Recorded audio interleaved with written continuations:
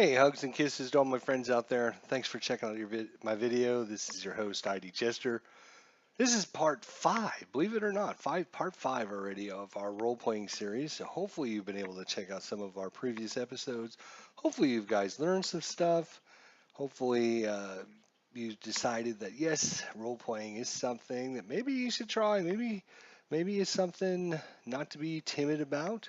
Maybe it's something that you can enjoy and really add to the um, interactions with your fellow players. So, RPGs, I think, are really becoming back to the mainstream now after a long time kind of in the background, hidden in back alleys and away from the norm. Now, I think more people are starting to realize you're just creating a story with your friends and you're acting out the story and rolling dice every once in a while. And there's nothing wrong with that. So, this is part five. This is going to be the episode where we talk about what is a good character. And we're not talking about race and class. What we're talking about in this episode is what the things you should think about that are good or bad that you should use to base what your character is about. So we have five things to talk about in this episode, and hopefully, once again, we'll learn some good things through this, and hopefully continue on with the series. And I've gotten a lot of positive feedback so far. So if you like this, be sure to give it a big thumbs up. Leave a comment down below. Let me know that you've watched all the videos, that you're interested in hearing more, or if you have any disagreements about what I say, or maybe you don't agree with everything. That's fine. There's nothing wrong with that. This is just my personal view. Everybody's different. So hopefully you can take away some of the things that I talk about. So big picture things. We're talking about five of them that you should think about that alter how you create your character and what kind of character you create. So number one, and all of the five are very important, but number one is super important. Make an interesting character. Make something interesting. There's nothing worse than watching a sci-fi or fantasy movie or you're reading a sci-fi or fantasy book and it is boring. When you go watch any reviews of fantasy or sci-fi movies, books, short stories, whatever the situation be, there's two things that the reviewer always talks about. Number one, the story, and number two, the characters. So the characters are a vital part to what happens in the story and whether people enjoy it or not. They will talk about what they liked about the characters, if they were interesting characters, if they want to learn more about what happened to the characters, if they didn't believe the characters, they just didn't make any sense. The character didn't add anything to the story. They'll give you all that information in the reviews, and you can see people care about how the characters interact with the story. So one thing you can do is make an interesting character. And like I said, we're not talking about race, we're not talking about class, we're not talking about special abilities. We all know Gandalf the Grey. We've seen him in the movies, we've read about him in the books, we've experienced wizard after wizard after wizard that is old and gray and walks around with a staff and has a gray beard that hangs down to his belly button. We've seen that, we've experienced that time after time after time. When we're talking about making something interesting, we're talking about creating something that is different and not the norm. There's no rules in any fantasy setting that says you can't have a 13-year-old magic prodigy. For some reason, your character was born understanding magic, and so you have, by the age of 13, you're able to cast spells, you're able to read the ancient arts. There's all kinds of different things, right? We don't have to be an old gray man who walks around with a staff. Create something that's interesting, something that's different, something that's unique, something that people are going to find oh, this is different. What's going on with this guy? So number one, creating something that is interesting.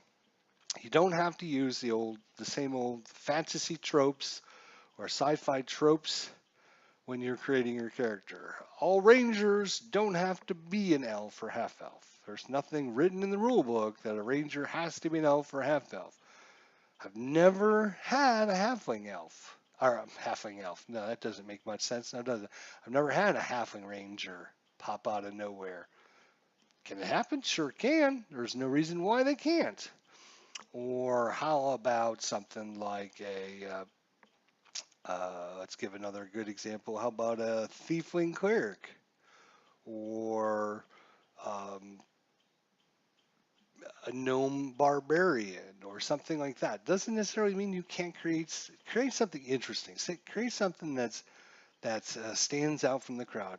If the numbers for the system don't align themselves perfectly, you're getting a +2 to your intelligence score instead of a +2 to your strength, and you want to become a fighter. Oh no, I can't take that race because they're not going to give me a +2 to my strength. You should not worry about the numbers. You should create something that's going to be interesting for everyone to read about, everyone to watch, find out about in your fantasy story you're creating.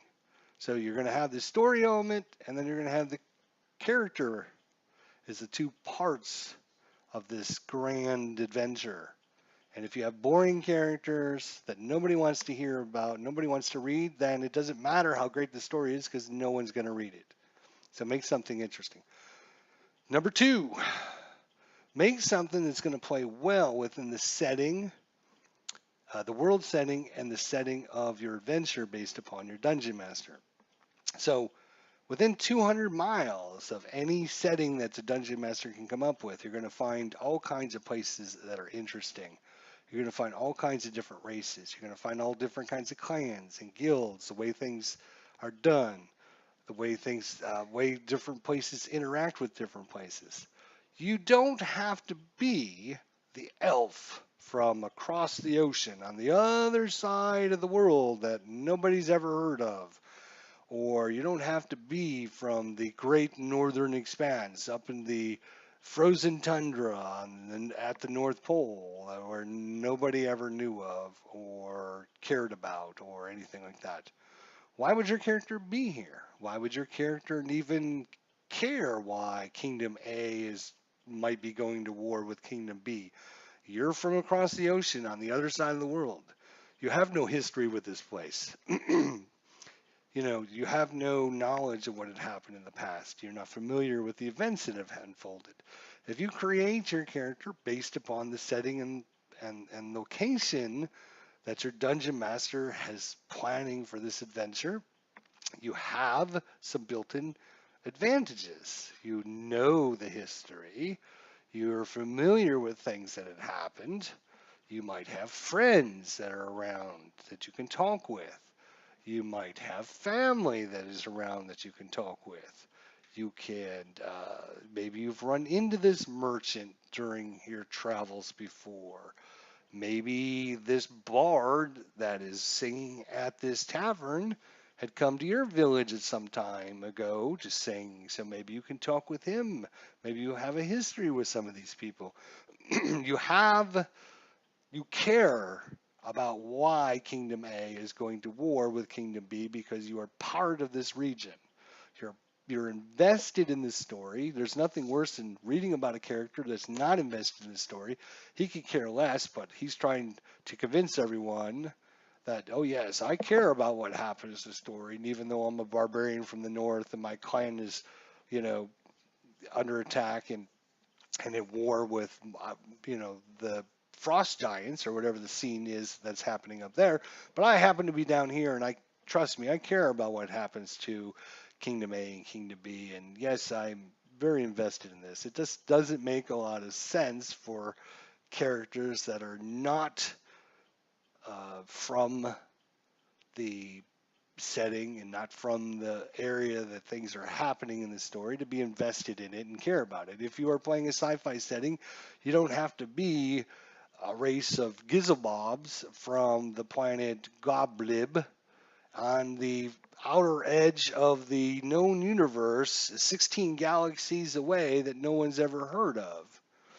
Right? You don't. That's not going to add anything to the story because why would your character be here? How did they get here? Why do they even are invested in what's going on? Why do they care that the Romulans are at war with the Klingons? Why, if the setting if the setting is say on Dagobah, doesn't necessarily mean you have to be from Dagobah, but you should be familiar. You should be in the worlds and in the area that this setting is happening, so you're invested your character in the story. It's not, you don't need to be from far or distant lands that just break immersion in the story and everything. So find out what the setting is, find out where the setting is going to happen, where the story is going to happen, and try to build a character that's going to relate to the story. He's going to understand what's going on because he has history there. He's got familiarity with it. The other thing is make sure you talk to the dungeon master because, like a lot of dungeon masters out there, I have my own fantasy world, the world of Neramos. And it has its own histories and gods and structure and everything that had happened. In my fantasy setting, the races of men, which are humans and elves and half-elves and dwarves and halflings and gnomes, they were the main races on the world, and when the evil came, they mutated these races into orcs and goblins and hobgoblins and drow and wolfen. And so these races of men and the dark ones are constantly fighting one another. It doesn't make sense for me as a player to walk up to the DM and say, yes, I'm going to create a ranger that's a drow. It doesn't work that way in my fantasy world. So you might need to talk with your dungeon master, game master, and say, this is what I had thought about my character. Will that fit into the storyline you're going to have? Now, maybe there's a creative way your dungeon master can fit them into the story or whatever. But don't go, oh, well, my character's a drow, but he sees the pillaging and the evil that's going on with the drow, and he wants to better the race by going over to the races of men and explaining that this war is senseless. We should create peace together. We could form this, a much better world, a much better environment if the races weren't in constant war with one another. That doesn't happen in my world. So there's no sense in a player playing that in my world because it's not going to happen, right? If something like that was going to happen, it would be much better to be an NPC, a non-player character that has this epiphany that maybe the NPC comes to the players and says, hey, hands up, I don't mean you guys any harm, and then gives them the story. I feel that I would like to get rid of this war between our races. Maybe you can go and talk to your, Kingdom A and Kingdom B and let them know that we would like to have some kind of peace treaty or something. That's the job of an NPC. It's not the job of a player character. There wouldn't be any half orcs in my world because if a human female has a baby from an orc, the child would be killed. There's no, okay, well, let's just let this thing grow up and become a half orc. That wouldn't happen in my world. So make sure that whatever you envision for your character, it's going to work in the setting. It's going to work in your DM's world. Don't create something that's going to have conflict with the way you want to play it isn't going to work into the way your DM has envisioned his world or his environment. If you want to play a half orc, you want to play a drow, go play in the Forgotten Realms worlds. Don't play in the world of Neramos. Go play someplace else because it's just not going to be conducive to good gameplay. It's going to break the immersion. It's going to break the story. Well, all drow, all orcs, all goblins are evil. They must be slaughtered and killed immediately. And all of a sudden we have a player that's a drow. That doesn't make sense. People that are reading the story are going to say, this doesn't make any sense. And it's not going to add to the story. It's going to take away from the story. So don't try to create something to fit it in because you have envisioned something that's not going to work in the world that your dungeon master or game master has envisioned. So make something interesting, but make something that is going to play well within your setting for your dungeon master. Number three,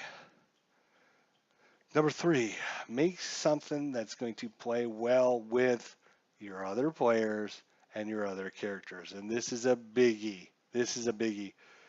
Don't create a character or envision a character that's like, oh, okay, I want to be a loner character that runs around in the wilderness by his own self.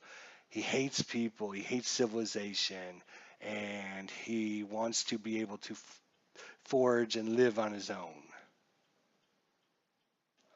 What? That's when you're playing a role-playing game, you're usually playing with 4 to 6 other people, including a dungeon master. If your character is a loner, then you wouldn't be playing with those other characters. Maybe you go and find a DM that wants just one player. Then you and the DM can have this loner character. But if you're playing with multiple characters, it doesn't make sense. Well, maybe my character, he's trying to grow and he's trying to evolve. He's trying to fit in now. It's very hard for him to do. It's not a loner then. Maybe he's got an issue with being with people. That's a different story, but he's not a loner. Don't create characters that aren't going to fit in well with your other players or your other characters as well. If you know another character hates dwarves for whatever reason, if that's his character, don't create a character that's a dwarf because then you're going to just have conflict between the players and the characters all the time, and it's not going to add to the story.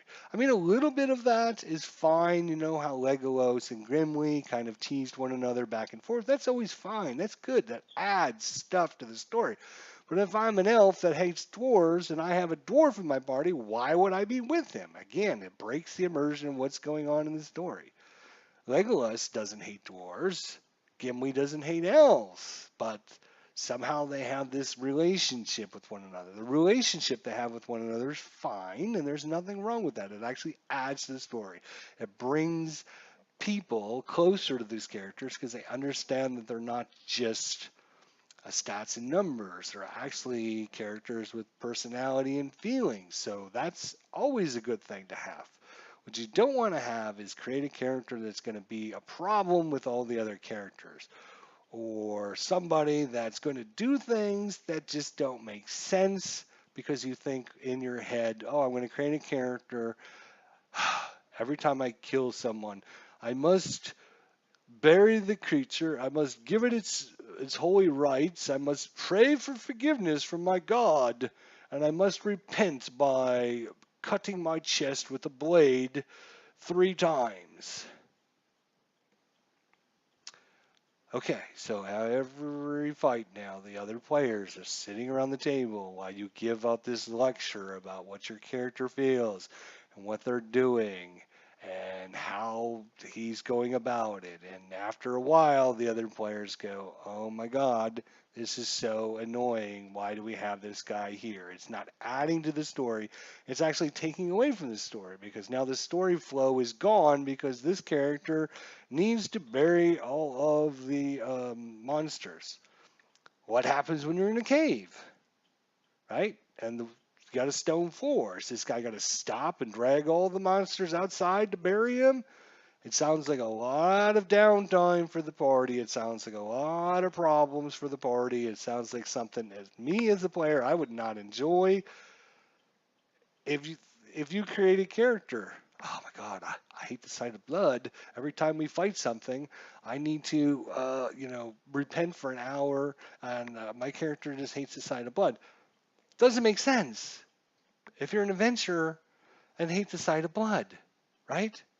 It doesn't make sense that your character would do that. If you hate the sight of blood, you don't become a doctor, aka me. I don't like the sight of blood, so I didn't become a doctor, right? So your character would have become a merchant or a sailor or blacksmith. He wouldn't have become an adventurer if he hates the sight of blood. It just doesn't make sense. Doesn't make sense to me. Doesn't make sense to anybody reading this story that this character hates the sight of blood.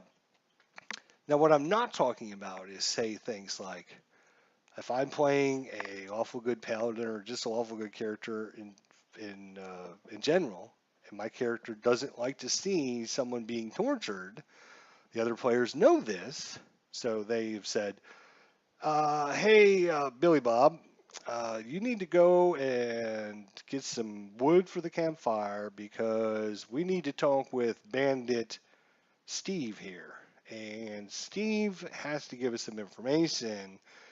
But we're going to talk with him for a little while. Why don't you go get the firewood and come back in, say, an hour? Now, everyone knows what's going to happen, and that's fine because that's perfectly normal. Okay, my character is going to go off and start hunting around for some firewood.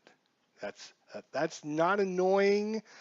It makes sense. It actually adds to the story. It doesn't take away from the story, right? That's not what we're talking about here. We're talking about creating things that are going to be something that the other players or the other characters have to deal with all the time. That is going to be annoying for them. It's going to take away from the story. Let's see here. Is there any other notes I want to talk about when we're talking about things that create something that's going to play well with other characters? Don't create a loner character that hates. Don't create a character that hates people. Don't create a character that maybe your character hates. Don't have them hate people, right? That's just everyone. I mean, maybe there's a specific kind of person. Maybe he doesn't like kings and queens or people of authority. Now that's different than hating everyone, right? If you go in with the attitude of, oh, my character is a loner and he hates everyone, that's one thing. But maybe if you come in and just say, oh, my character has got a problem with authority figures, kings and queens, or people that think they're in charge, the lords, of the matter. So, I don't like dealing with these kind of people, and that's great because that would add to the story when the party goes and they have to go talk to the castle lord, and player X refuses to go in. And so when the party goes in to talk to the king says, well, I heard there was 5 of you. I only see 4. Where's the 4th? Oh, he he doesn't get along well with people of authority, and well, why not? If I'm to trust you, he should be able to trust me, and it can bring in some stuff into the story and the role-playing stuff, and that adds to the story. But don't say, oh, my character, he's gruff. He just wants to argue and fight with everyone. That's not going to be fun for anybody to watch and deal with all the time. And don't create things that are going to be causing the other players to take away from the story. Oh, we just killed all these monsters in the dungeon, but now we have to haul all the monsters' bodies outside because player X has to bury them before we can go on. That's not adding to the story. That's taking away from the other players' fun, the dungeon master's fun, and it's just going to drag the story down. So number 3, make sure create something that's going to play well with the other characters and the other players. All right, number 4. Number 4 is don't try to be everything at once. This is a group adventure with many characters and many things to enjoy in this story. I'm going to create an awesome upfront fighter. He's going to be swinging a 2-handed battle axe, and he's going to be using a sword and a shield as well, and he's going to be fighting everything. But I'm also going to be a halfling because I want to be able to be really small and be able to climb into crevices and hide under desks. And I want to be able to sneak into the tower and be able to pick locks. I need to be able to open doors. I need to be able to do all these things. And oh, by the way, I also know all the arts of how to heal characters. And just for your knowledge, I have Chrissy, my magic wand, that I can use to shoot fireballs at everyone as well. And that's what my character does. And what does your guys' characters do? don't try to play everything at the same time. Okay, there are a group of adventurers, and everyone would like to have their character shine. If you want to have the character that is really good at stealth and opening and detecting traps and opening locks, then that should be your role for the group. That is what you add to the group. That is what you can bring that's going to add to the story of the group. When there's a chest that's locked, everyone's going to turn their head and go, well, it's time for Grim Bob to come up here and unlock the chest, because we know Grim Bob is really good at that. And that's what he likes to add to the story. And that's what he's good at. He's not going to be the upfront fighter. He's not going to be the one that tries to heal everyone. He's not going to be the one that does everything. Like I said, there's a group of 5 people, 4, 5, 6, 3, whatever your group has, and everyone wants to contribute. All the players want to have a character that can do something in the story. There's nothing worse, and my character could have done that, and I'm actually better at it than you. Why are you got to open the locks? Why do you have to be the one that's healing everyone? I'm the cleric. Why don't you let me heal everyone? So create a character that's going to add to the story, add to the group, add to the players, but don't try and be everything. Don't try to be that everything thing. Just add something, but don't try to be everything. As they always say, if you have a character that is good at everything, then you end up being good at nothing, right? So don't try and be that character. Let other characters shine in the story. Let other players have their moments as well. If you want to be the character that always, always, always has to talk with the NPCs when we go into a new setting and you have to talk with the king to find out what's going on, then let that be your thing. Don't try to do everything else as well, right? So find something you can be part of the group, but don't try to be the whole group. And number 5, and this is kind of the opposite, okay? And it's going to go back to number 4. But number 5 is the opposite in a way.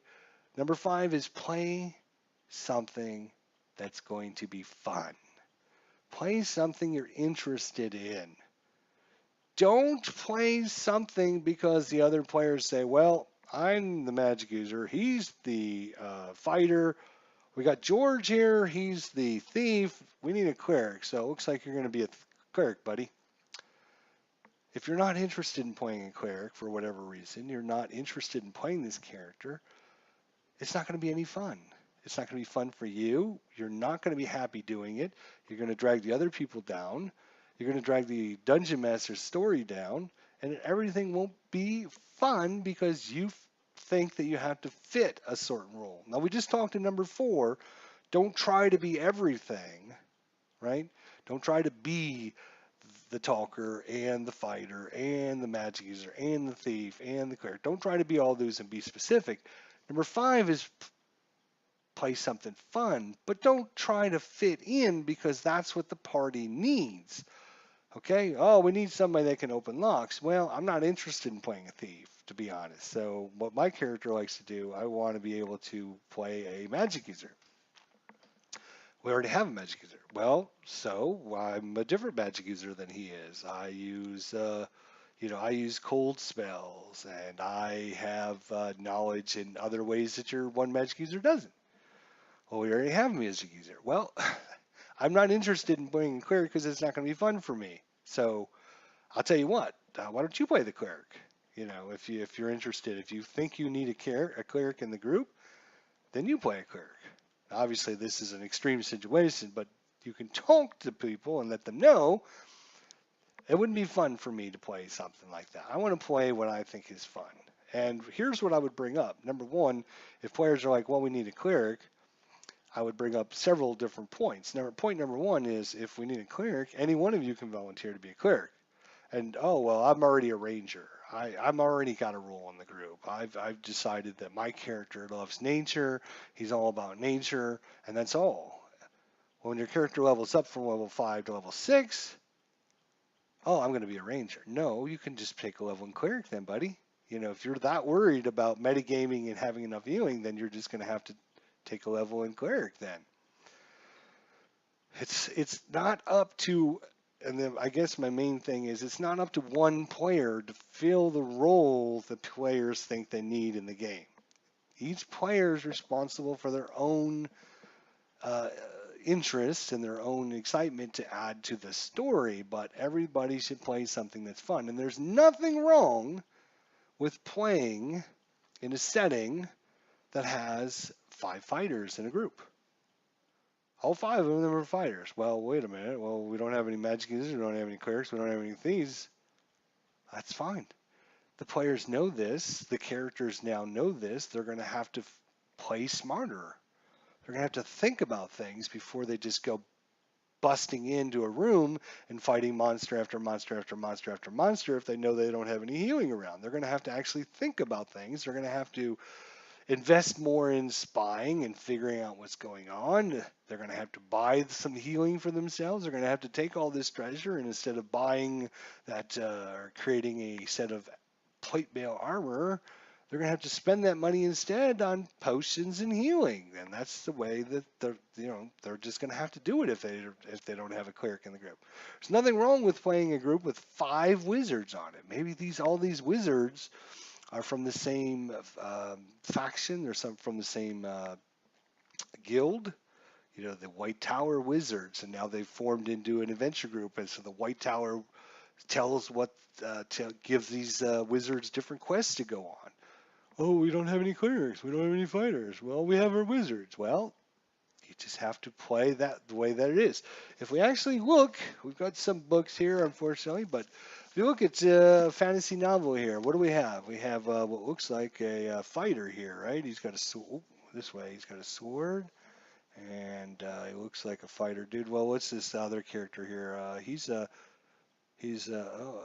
looks like a fighter too. Looks like he's got a sword. He's got all kinds of, looks like the other guy. Oh, this guy in the back. So this is probably the magic user right now. No, wait. She's got a bow. So when I'm reading a story, the story, unless it's specifically designed as a D&D adventure, isn't going to have. It's not going to have your regular standard fighter, magic user, cleric, thief as part of the group. Now, if it's a D&D type adventure, obviously it'll try to have that because that's what people are familiar with, the different roles they fill. But that doesn't mean that your group or your character should fit into any of those. What you should think about when building your character is play something that's going to be fun for you. I find Warlock to be super fun class to play. It's got some super cool powers. You have this pact that you need to create. So you've got this other outward world entity that you have to answer to. And I think that's, can bring in some cool role playing things and make your character interesting, based upon, is it a demon? Is it a devil? Is it, somebody of extreme evilness that's given you his powers or whatever the situation may be? But because I want to play a warlock, I'm going to play a warlock because I find that interesting. I'm not going to play a cleric because you want me to play a cleric, or I'm not going to play a thief because you want to play a thief. Play what's going to be fun for you. There's nothing worse than sitting around with a bunch of players and everyone's excited about playing their character except for Joe. Joe doesn't like his character. He doesn't want to play. He doesn't like to play the big burly barbarian. He likes to play somebody that's stealthy, but we already had a rogue in the group, so unfortunately he has to play the fighter. No, there's nothing. As number 4 said, don't try to be everything at once. Number 5 is play what you want, no matter how it fits into the group. There's nothing that says that when everyone levels up to level 6 to 7, that they can't take a level in fighter, right? Or a level in cleric, or a level in wizard. If no one's a wizard in the group, we got 5 fighters in the group, doesn't mean that when we all go up to from level 5 to level 6, we can all decide, you know what, let's all become, part wizards so we can start casting some spells, because we've run into problems not being able to cast spells because we don't have a spell user in our group. Or maybe one of you is going to take a level in cleric, and one's going to take a level in thief, and one's going to take a level in fighter or a wizard. to kind of fill things out if you feel that's necessary. But what you should do is play something that's going to be fun for you. There's nothing worse than if a player's not interested in their character, they're not going to be interested in the story. They're going to drag down the other players because they're going to be complaining. They're not going to be happy. And then it drags the other players down. And as a DM, if I'm DMing a group of 4 or 5 players and they're all down because one player he's not happy playing his character because he doesn't want to be the fighter up front, or he doesn't want to be the magic user, or he wants to play something else. Play whatever the heck is going to be fun for you. Play something that's interesting for yourself. Play something you're going to be excited about. Oh man, I can't wait for Thursday night because Thursday nights are D&D night. Or I can't wait. I'm a starship captain now, and we've got 2 captains of the ship. And last week he got to be the captain, and then this week I get to be the captain of the ship. So I can't wait for Thursday. I get to play. Be excited about it. Be interested. So you want to create something you're excited about playing. It doesn't have to fit a role. Number 4 and number 5 are kind of the exact opposites, but not to the extremes, right? So don't try to be number 4 is don't try to be everything at one time, right? Don't try to be everything. Don't try to be the fighter, the magic user, the wizard, and the thief, and try to fit on all those roles into yourself. Let everyone have their own special role, right? Is what we talked about in number 4. Number 5 is play something that's fun. Don't try to fit into these roles. So they're kind of a contradiction to one another, but they all relate to how we're not dealing with the extremes where, okay, I want to play something that's fun. If playing a cleric is fun and the group doesn't have a cleric, then that's awesome. But if I'm not interested in being a cleric, then I shouldn't have to play the cleric, because now all of a sudden I don't care about my character anymore. If I don't care about my character, I don't care about the story. I don't care about your other characters. I don't care about what's going on in the world. I make dumb decisions because I don't really care. I don't care what happens to my character because it's not fun for me. If it's not fun for you, it's not going to be fun to the other players. So make sure you play something that's going to be fun for yourselves. There's nothing wrong with playing with an adventure of 3 wizards and 2 fighters, or 3 rogues and 2 wizards, right? You have to figure out a way, and hopefully you have a creative DM that can bring in things that are going to make your encounters interesting, and make your, if he just throws in tough monster after tough monster after tough monster, and you don't have an upfront fighter, that's going to be super hard on you guys. All the wizards and your thieves are very squishy because you don't have very many hit points and you don't have any healing. So all of a sudden you have to think as a group about ways to compensate for those lacks, those things that you don't have in the group. So bring something to the table that's going to be fun for you, something you're excited about playing, something that you're interested in playing. Don't try to fill a role. Add to the story, but don't try to fill a certain role. Bring something that's interesting. So again, the five main points I would make is, number 1, make something interesting. Make something that is not the norm, something that's going to stand out from the crowd, something that when you sit down at the table to play with your friends and you go, here's my character. I'm a half-elf pirate. Whoa, really? Okay. Or I am a dwarf magic user. What? Dwarf magic user? What? What? That doesn't make much sense. Dwarves don't get bonus to their intelligence. That's stupid. Why are you playing that? Make something interesting. Make something that plays well with your DM, plays well in the setting that the DM has chosen, plays well with the DM world, the adventure. Tell your DM or ask your DM, this is what I'm thinking about. Tell him what you're interested in, and he'll tell you, no, that's not going to work at all. Or, yeah, this will work, but we need to change a few things. Work with your DM. He'll probably work with you and try to figure out a way to fit in your character concept into how it's going to play out. And then number 3, create something that's going to play well with the other players and the other characters. There's nothing worse than creating character after character after character that doesn't play well with the other characters because you want your character to stand out.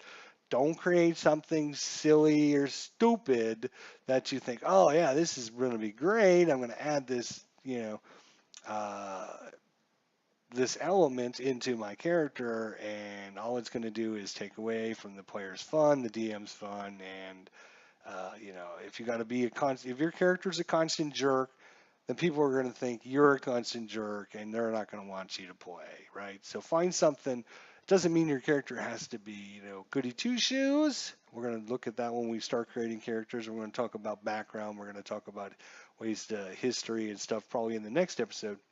So number 3, create something that's going to play well with others. Don't try to be everything at once. Find something to add to the group, whatever that is, right? Try to add something in. Don't try and hog the spotlight for yourself. Don't try to be everything all at the same time. Just be something that's going to be good for the group. And to the opposite of that, play something fun, but don't try to fit something into the group or the game because everyone else thinks you should if it's not going to be fun for you. Maybe that's a better way of putting it. So play something that's going to be fun. Don't try to fit into the group specifically what they need, because if you have a group of 5 or 6 characters, they're still going to need other things that you can add because there's more than 6 characters. If you have a fighter and you have a thief and you have a magic user and you have a cleric and you have a paladin and you have a sorcerer and you have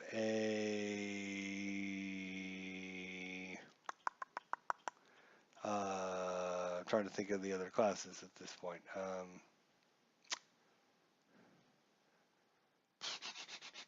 What else is there? Barbarian, right? So that's like 7 different. So that's 7 classes that the party could already have. And you'll say to yourself, well, how am I going to fit in with them? They got pretty much everything covered. Well, no, they don't. They don't have everything covered. They don't have a druid. They don't have a ranger. So they don't have anybody that's good at nature. So there's always going to be something, unless you join a group that has like 10 players in it, which not many groups have 10 players in it. But if you have joined a group that has 10 players, they'll pretty much have everything covered at this point, right? But if you join a group of 5 or 6 or 7 people, there's still going to be an opening of things that you can add to the group, right? They have a magic user already. They have a cleric. They have a thief. They have a warrior. They have a barbarian. This time they have a druid and they have a ranger. That's 8 character classes there, right? Yeah. What can I add? I'm a warlock, right? Because they don't have a warlock. They don't have someone that can constantly zap people with spells for free all day long, right? So there's something you can always add to the group. Whether that's high charisma, talking with characters, and of course we're talking about fantasy setting here, but it goes. If you look at Starfinder, I think there's 8 different character classes in that as well. I mean, there's always something the group's going to need. Find something that you can add to the group, and then of course, don't try to be everything at once. Is number 4. And number 5, bring something fun. Play something that's fun for you to play. Otherwise, you're not going to enjoy playing. You're not going to enjoy role playing. You're not going to enjoy the story. You're not going to enjoy the time you have. So play something that's going to be fun. And if your character dies, then create another one that you think is going to be fun. So that's pretty much it. That's my story, and I'm sticking to it. So thanks to all my friends out there. Hugs and kisses. It's IG Jester. I'm signing off until the next time we get together. Till then, take care.